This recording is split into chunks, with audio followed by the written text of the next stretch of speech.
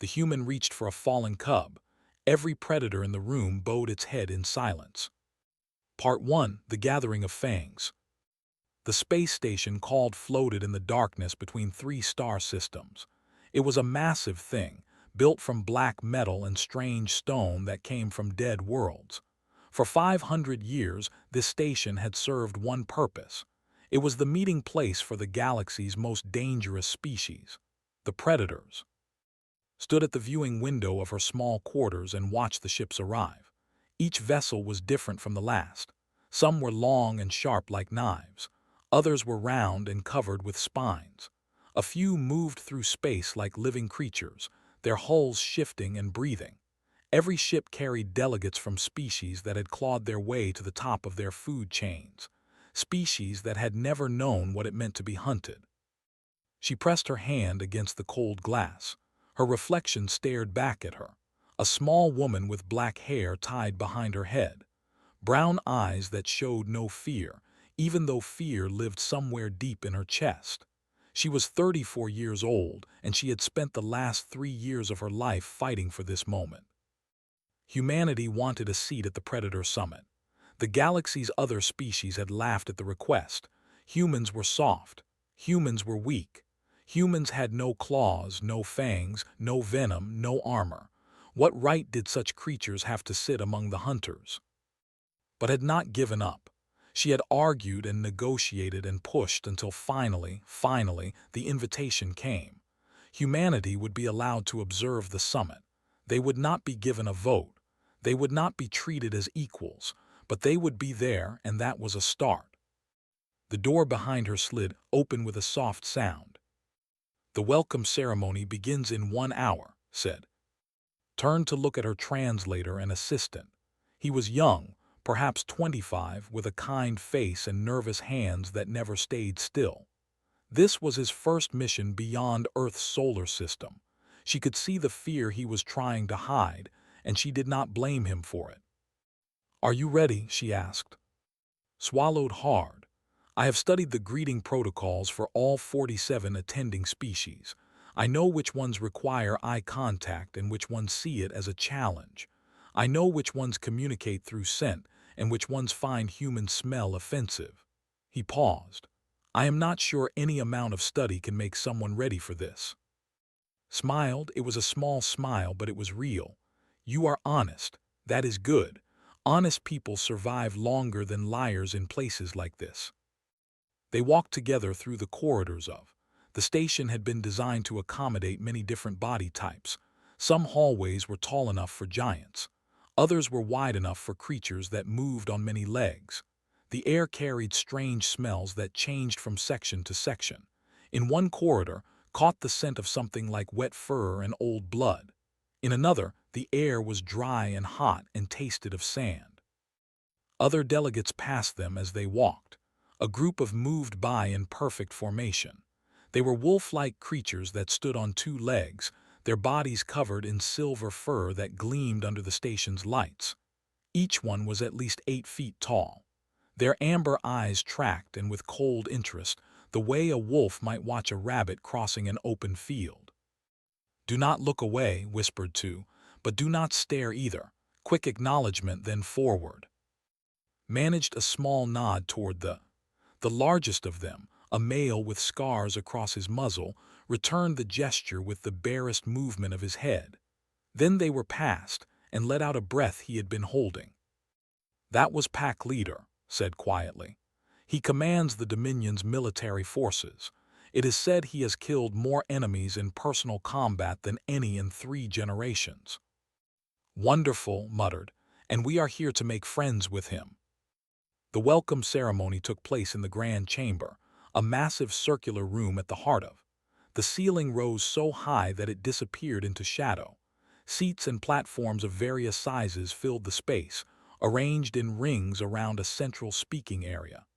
Each species had its own section, marked with banners and symbols that had spent months learning to recognize. She found the human section near the outer edge of the chamber. It was small, barely enough room for the 2 of them and the small table they had been given. But it was there. Humanity had a place in this room, even if that place was far from the center of power. The ceremony began with the sounding of a great horn that seemed to shake the very walls. One by one, the leaders of each species rose to speak words of greeting. They howled in chorus. The serpentine creatures with scales that shifted through every color of shadow hissed their formal welcomes. The massive bear-like beings with 6 limbs and tusks like curved swords rumbled greetings in voices so deep that felt them in her bones. When it came time for humanity to be acknowledged, the High Arbiter, an ancient named, spoke their name with something that might have been curiosity or might have been amusement. "And we welcome the observers from Earth," he said, "the humans." A ripple of sound passed through the chamber. Some species made noises that their translators identified as laughter. Others simply stared at the 2 small figures in the outer ring with expressions of disbelief. Rose from her seat. She was aware of every eye upon her. She was aware of how small she must look to them, how fragile, how utterly without threat. She straightened her back and lifted her chin. "The United Earth Coalition thanks the summit for this invitation," she said. Her voice was steady and clear. "We come to learn, to listen, and to find common ground with our galactic neighbors." "Common ground," someone repeated, and this time the laughter was unmistakable. What ground could prey share with predators? Did not flinch, she had expected this, she had prepared for it. "Perhaps," she said calmly, "you will be surprised by what prey can offer." The laughter faded into uncertain silence. Sat back down, her heart beating fast but her face showing nothing but quiet confidence. Beside her leaned close. That was either very brave or very foolish. "In my experience," replied, "the difference between the two is usually just the outcome." The ceremony continued, but something had shifted in the chamber. The predators still watched the humans with dismissal in their eyes, but now, mixed with that dismissal, there was something else. A small spark of curiosity, a question that had not been there before. Who were these soft creatures, who spoke without fear in a room full of killers? The summit had begun, and was exactly where she needed to be.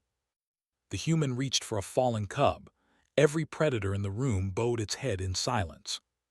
Part 2: The Cub Among Giants. 3 days passed on station. 3 days of meetings and speeches and careful negotiations between species that had spent centuries fighting each other. Watched everything with careful eyes. She took notes. She learned the patterns of how the predators spoke to one another, how they showed respect or challenge through small movements of their bodies. The stood tall and met every gaze directly. The moved low and watched from the shadows, their eyes never quite looking where you expected. The spoke slowly and used their great size to remind everyone of their power without ever saying a word about it. And through it all, the humans remained on the edges. They were allowed to watch but not to speak. They were allowed to listen but not to vote. The other species treated them like children at an adult gathering, present but not important. Grew frustrated with this treatment. Could see it in the way his hands tightened on his tablet during meetings, in the sharp breaths he took when another species made a joke at humanity's expense. "How can you stay so calm?" he asked her on the morning of the 3rd day. "They treat us like we are nothing." Was reviewing her notes from the previous day's session. She did not look up as she answered. "They treat us like they think we are nothing. There is a difference." "What difference?" Now she did look at him. Her eyes were serious but not unkind. "What they think and what is true are not the same thing. Our job is not to change their thoughts today. Our job is to be here to learn, to show them that we will not be driven away by their laughter. Change comes slowly. We are planting seeds that may not grow for many years." He sighed but nodded. There was wisdom in her words, even if patience was hard. That afternoon, the summit took a recess. The delegates broke into smaller groups, talking and arguing and forming alliances in the corridors and side chambers of. Used this time to observe the informal politics that happened away from the official meetings. She was watching a tense conversation between a captain and a trader, when she noticed the child. The young was smaller than the adults around her, standing perhaps 5 feet tall with fur that still showed the pale streaks of youth. She moved through the crowd with the careless curiosity of a child in any species, looking at everything with wide amber eyes that had not yet learned to be cautious. Recognized her from the information files she had studied. This was daughter of pack leader. Among it was tradition for young ones to attend important gatherings. They learned by watching, by seeing how their elders conducted the business of power. Wandered closer to the section of the gathering area. The serpentine species had claimed a corner of the room where the lights were dim and the air was warm. They did not like the cold that other species preferred. Felt a small twist of worry in her stomach. The Enda had a long history of conflict. Their wars had killed millions on both sides. The peace between them was new and fragile, held together by trade agreements and the threat of mutual destruction. A child should not be wandering so close to old enemies. But it was Not's place to interfere. She was an observer, nothing more. She had no authority here, no right to approach a child or warn the delegates about anything. So she watched, hoping that would lose interest and return to her father's side. The young did not return. Instead, she moved closer to a group of who were deep in conversation. One of them was Elder, a senior member of the delegation, whose scales were dark with age and whose eyes held the cold wisdom of many years. What happened next would be discussed and debated for a long time afterward. Some said stumbled on an uneven section of floor. Some said she was startled by a sudden sound. Some whispered that it had deliberately pushed her, though no evidence of this was ever found. All that anyone knew for certain was this: fell forward, directly into the space where Elder was standing. The old reacted on instinct. His tail swept outward in a defensive motion, the way it might if a threat suddenly appeared beside him. The tail struck across her chest with terrible force. The impact lifted her small body off the ground and sent her flying backward. She hit the railing at the edge of the upper level. For one frozen moment, she hung there, her eyes wide with shock and fear. Then she tumbled over the edge and fell. The central floor of the gathering hall was 20 feet below. Hit the stone with a sound that would never forget. It was a wet, heavy sound, the sound of a body striking a surface too hard. The young crumpled and lay still, a small silver shape against the dark floor. Silence fell over the gathering hall like a physical weight. Every conversation stopped. Every movement ceased. Hundreds of predators, the most dangerous beings in the known galaxy, stood frozen in place. They stared at the small, broken figure on the floor below, and none of them moved. Understood why. In that moment of shock, every predator in the room was calculating. They were thinking about what this meant, what would happen next, what they should do or not do to protect their own interests. An attack on a child by an elder, even an accidental one. This could shatter the peace between the two species. This could restart wars that had been dormant for decades. This could destroy the entire summit and everything it was meant to achieve. Pack Leader stood at the top of the stairs, his great body trembling with a father's horror. His claws extended and retracted over and over. His lips pulled back from fangs that could bite through metal. But he did not move. He could not move because moving might mean attacking and attacking might mean war. Elder himself was frozen in a different kind of fear. His scales had gone pale, drained of color by shock. He knew what he had done. He knew what it might cost. He opened his mouth to speak, to explain, to apologize, but no words came out. The watched with their many eyes. The clicked their mandibles nervously. The ravagers shifted their weight from foot to foot. Every species in the room was waiting for someone else to act, someone else to take responsibility, someone else to break the terrible silence. Seconds passed, they felt like hours. On the floor below, still did not move. A small pool of dark blood began to spread beneath her head. And in the human section, at the very edge of the gathering hall, was already running. She did not think about politics. She did not think about consequences. She did not think about the fact that she was a representative of her species and that her actions could affect humanity's standing in the galactic community. She thought only this: there was a child on the floor and the child was hurt and someone needed to help her. Called out behind her, but she did not hear his words. She was already at the stairs, already descending, already crossing the empty floor toward the small silver body that lay so terribly still. Every predator in the room watched her go, and none of them followed. The human reached for a fallen cub. Every predator in the room bowed its head in silence. Part 3. The human moved. His knees hit the stone floor hard enough to bruise. She did not feel the pain. All of her attention was on the small child who lay crumpled before her. His eyes were closed. Blood matted the silver fur on the side of her head.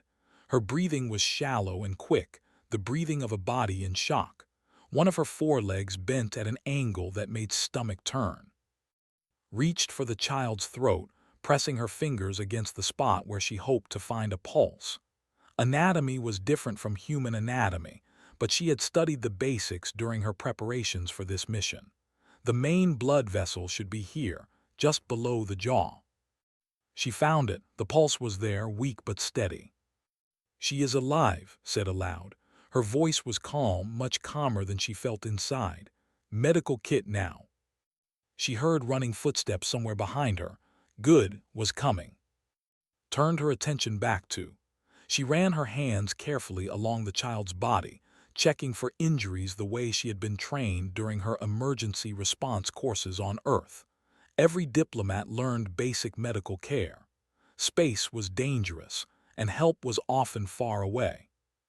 The foreleg was definitely broken, could feel where the bone had snapped beneath the skin.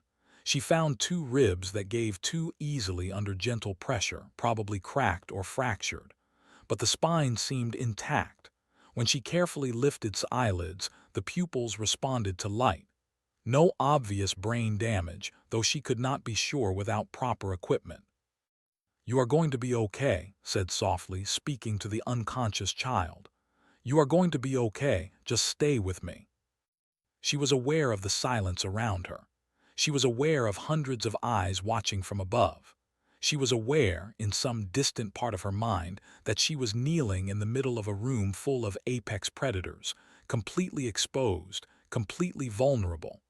Any one of them could kill her without effort. She did not care. There was a child bleeding on the floor, and that was the only thing that mattered.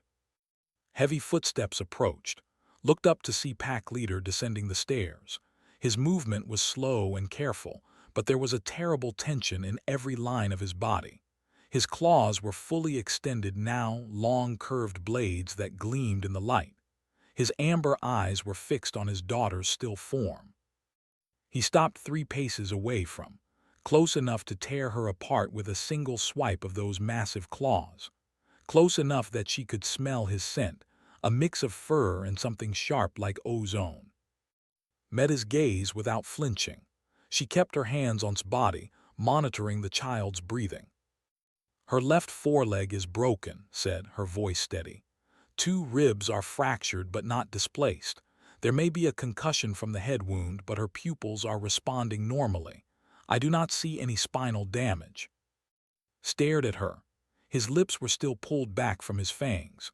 A low growl rumbled in his chest, the sound of a predator barely holding back violence. "She needs a proper medical bay," continued. "I can stabilize her here, but she needs care that I cannot provide. Do you have doctors among your delegation?" For a long moment, did not respond. His eyes moved from his face to her hands, which still rested on his daughter's body. Soft human hands, without claws or fur or any natural protection. Hands that had reached for his child without hesitation while every predator in the room stood frozen. Something shifted in his expression. The growl faded. His claws slowly retracted. "Our medical officers are on the upper level," he said. His voice was rough with emotion, but he was speaking now instead of growling. "They will come." Nodded. Good. I will stay with her until they arrive. Finally reached them, sliding to his knees beside with the medical kit from their quarters. His hands were shaking as he opened it, but he worked quickly, handing the supplies she needed. She cleaned the head wound first, carefully parting the blood-soaked fur to see the damage beneath. The cut was not as deep as she had feared. Head wounds always bled heavily, even small ones. She applied a pressure bandage to stop the bleeding, then turned her attention to the broken foreleg. I need something to use as a splint, she said something straight and rigid.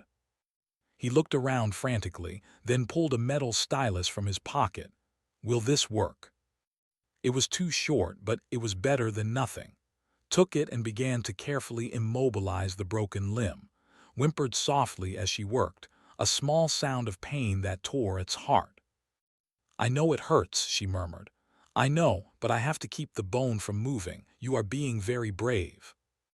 More footsteps approached. Glanced up to see medical officers arriving with proper equipment. They carried a stretcher designed for their species and bags of supplies that were far more advanced than her simple kit. She stepped back to give them room, but one of the doctors paused beside her. You stabilized the patient, they said. It was not a question. Nodded. I did what I could. The serious work is yours now. The doctor looked at her with an expression she could not quite read. Then he dipped his head in a gesture that even she recognized as respect. The medical team worked quickly, transferring to the stretcher and beginning proper treatment.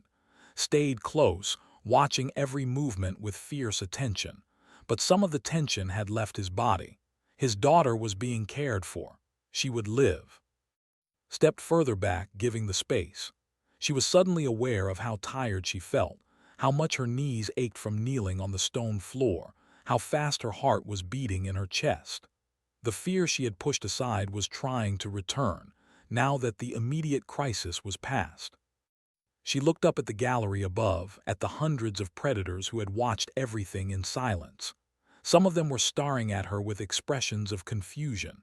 Others showed something that might have been curiosity. A few, she thought, looked almost ashamed. Elder had not moved from his position on the upper level. His scales were still pale, and his eyes were fixed on the scene below with something like horror. The accident had been his fault, even if he had not meant for it to happen. Caught his gaze and held it for a moment. She saw fear there, fear of what might do, fear of the war that might follow. She wanted to tell him that she understood that accidents happened, that intention mattered. But she was too tired for diplomacy right now. She looked away and let guide her to a nearby bench where she could sit down. That was incredible, whispered. You just ran down there without thinking. You did not hesitate at all. Leaned back against the cold wall. There was a child on the floor. What else was I supposed to do? Shook his head slowly.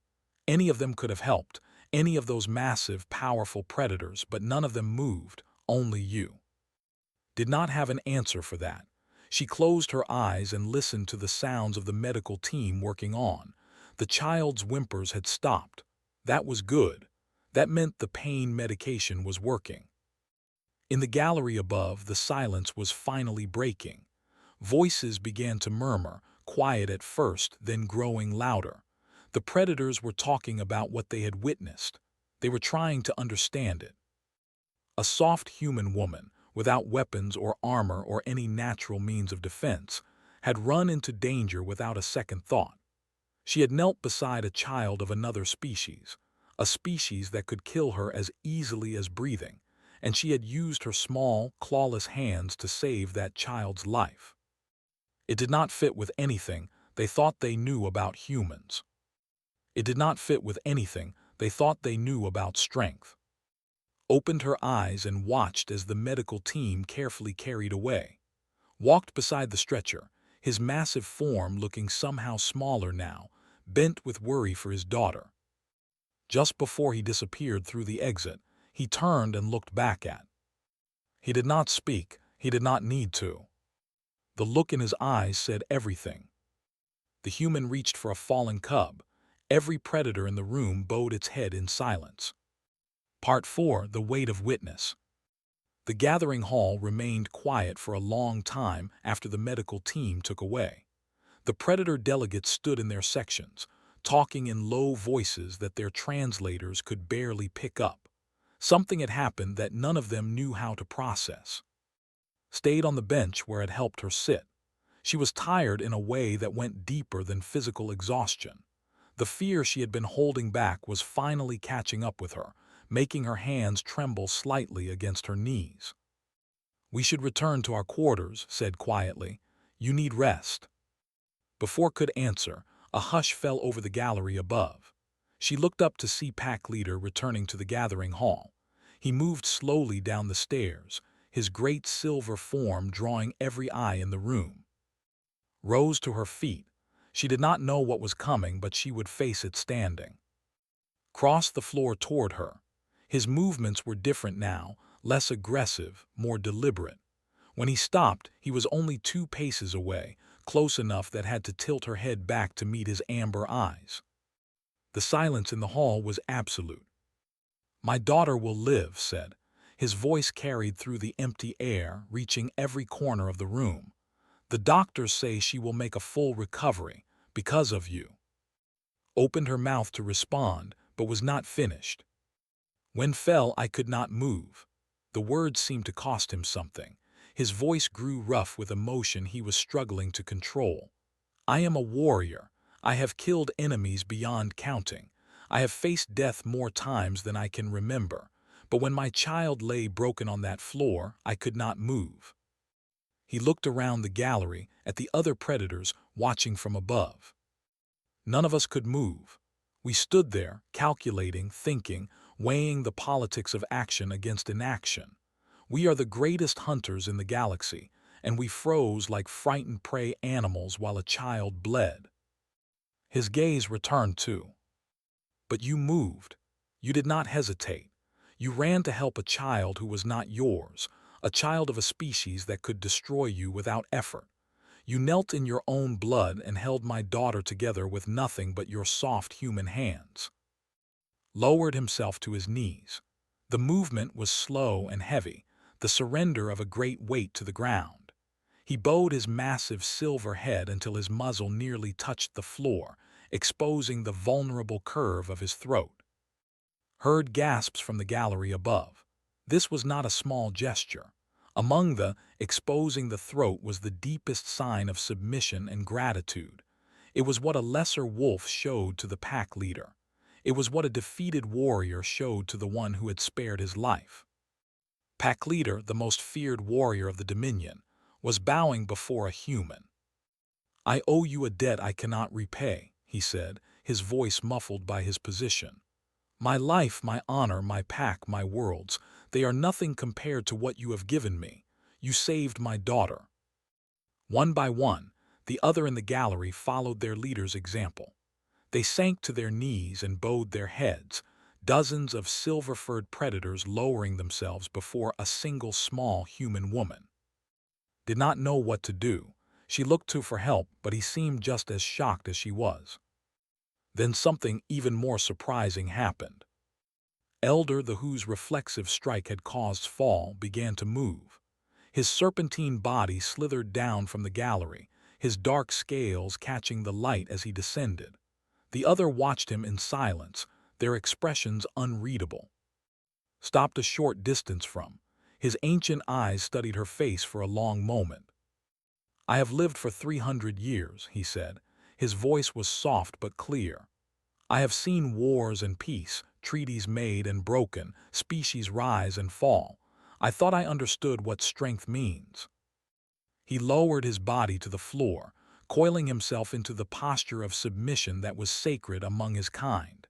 His head bowed, his throat exposed. "I was wrong. The human has taught me what true strength looks like." The other delegates followed. They descended from the gallery and arranged themselves in positions of respect, their serpentine forms creating a pattern of reverence around the place where stood. They were next. High Arbiter, the ancient leader who presided over the summit, rose from his central seat and began the long walk down to the floor.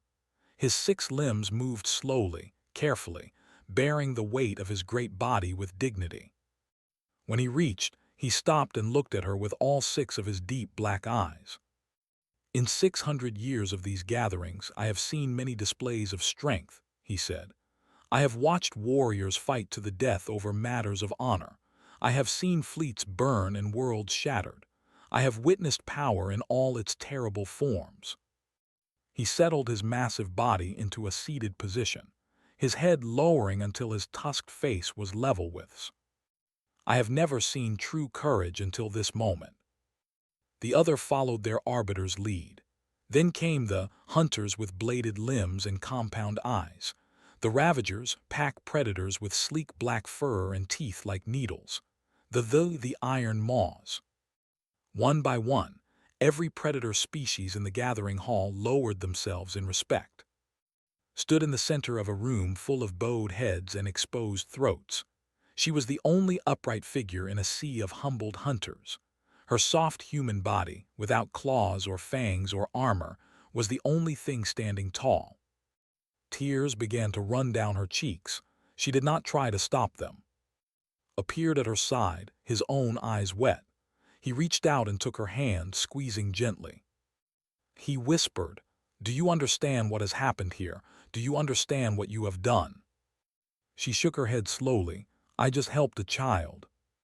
"No," his voice trembled with emotion. "You showed them what humanity is. You showed them what they could not see before." High Arbiter spoke again, his deep voice filling the silent hall. "The summit will recess for 1 day to allow the child to recover.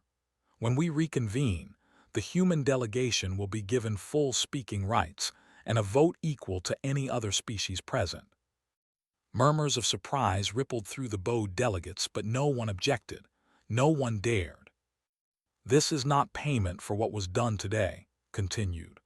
"There is no payment that could match such a gift. This is simply acknowledgement of what we should have seen from the beginning." He raised his great head and looked directly at. "Humans are not prey, they never were. They are something we have no word for, something our predator minds cannot easily understand. But we will learn, we will listen, and we will remember." His eyes moved across the assembled delegates, all still bowed in their positions of respect. "We will remember the day a human taught the galaxy's greatest hunters what it means to be strong." The silence held for another long moment. Then, slowly, the delegates began to rise. They did not return to their former attitudes of dismissal and amusement. Something fundamental had changed in the way they looked at the 2 humans standing on the gathering hall floor. Wiped the tears from her face and straightened her shoulders. There would be time for emotions later, in the privacy of her quarters. Right now, she was still a diplomat representing her species. "Thank you," she said, her voice steady despite everything. "Thank you all. I look forward to the discussions ahead." It was a simple statement, the kind of thing any diplomat might say. But in this room, in this moment, it carried the weight of something much greater. Humanity had found its place among the stars, not through weapons or threats or displays of power. Through the simple act of reaching for a fallen child. The human reached for a fallen cub. Every predator in the room bowed its head in silence. Part 5: The Lesson of Earth. The summit resumed 3 days later.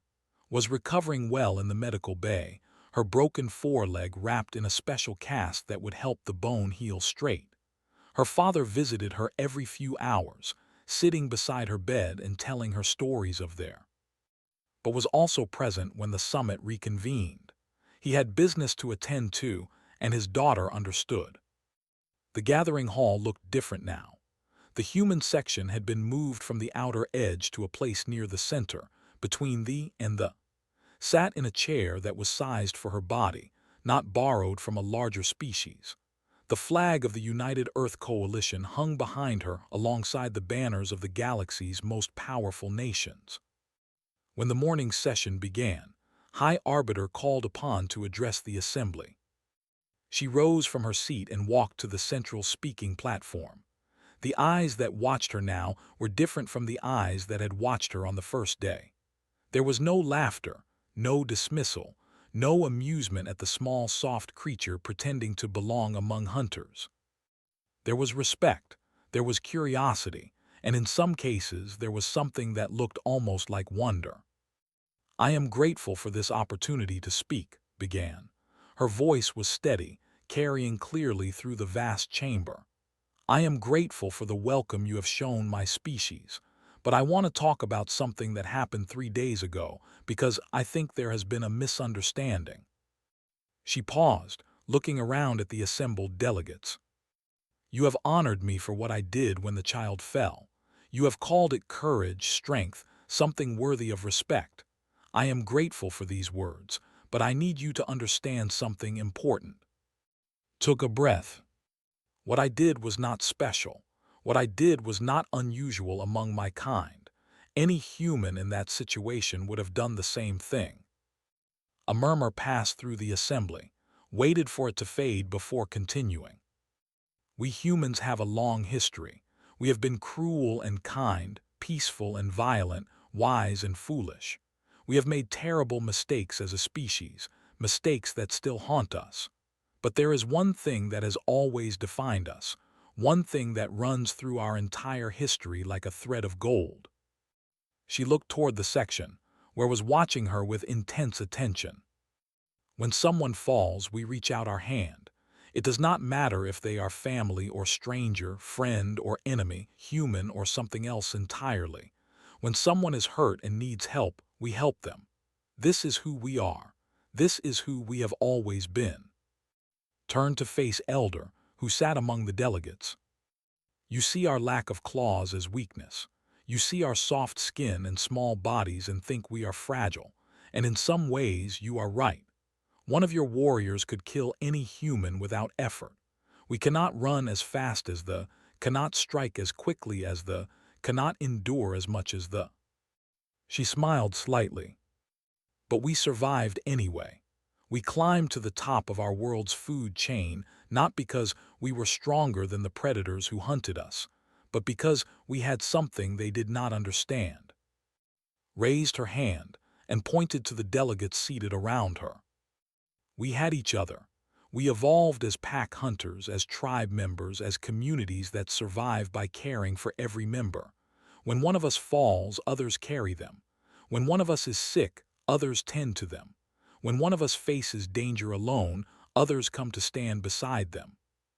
Her voice grew stronger, filling the great hall. "This is our weapon. This is the strength that built our civilization and carried us to the stars. Not teeth, not claws, not size or speed or venom. Compassion, connection, the simple refusal to let each other face darkness alone." Lowered her hand.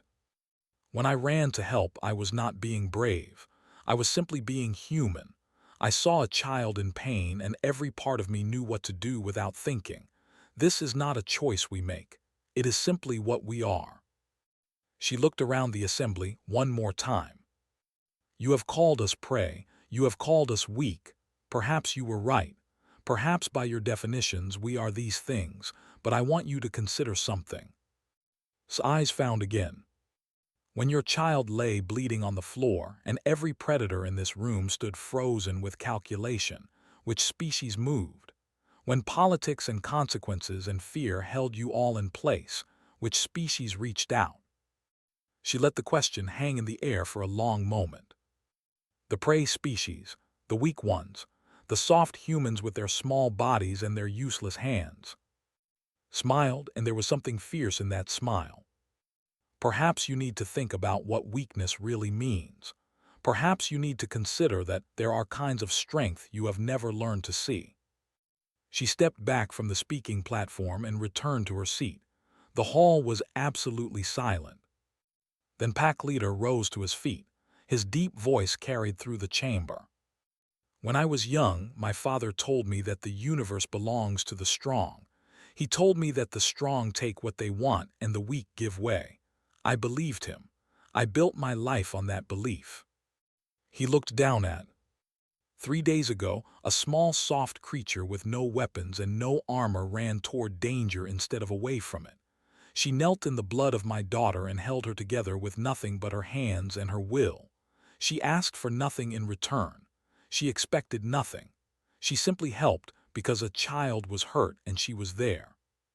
Shook his great silver head slowly. My father was wrong. Strength is not about what you can take. It is about what you are willing to give. The humans understand this. I did not. He turned to address the full assembly. I move that the summit formally recognize humanity as a full member species of the Galactic Council, with all rights and responsibilities. I further move that the treaty be amended to include a new principle, one that the humans have taught us today. Elder rose to speak. What principle would that be? Looked at, the principle that strength without compassion is not strength at all. It is merely violence waiting to happen. The vote was held. It was unanimous. Years later, when historians wrote about the Accords, they would note that it was the most comprehensive peace treaty in galactic history. Wars that had lasted centuries finally ended. Species that had been enemies for generations found ways to work together. Trade flourished. Populations grew. The galaxy became, slowly but steadily, a better place. And at the heart of all of it was a single moment. A child falling, a room full of frozen predators, and one small human woman who did not think about politics or consequences or fear. She just saw someone who needed help, and she helped. Grew up to become the first ambassador to Earth. She walked with a slight limp from her childhood injury, but she wore it proudly. When young cubs of any species asked her about the scar, she would tell them the story. That, she would say, is why humans are the most dangerous species in the galaxy, not because they can kill, but because they will never stop caring, even for those who are not their own, even for those who do not deserve it, even when every instinct says to stay safe and let someone else take the risk. She would look at the young ones with her amber eyes, so like her father's. They move when everyone else is frozen. They reach out when everyone else holds back. They see a fallen child and do not think about what it might cost them. They just help. Would smile then, an expression that showed just a hint of her fangs.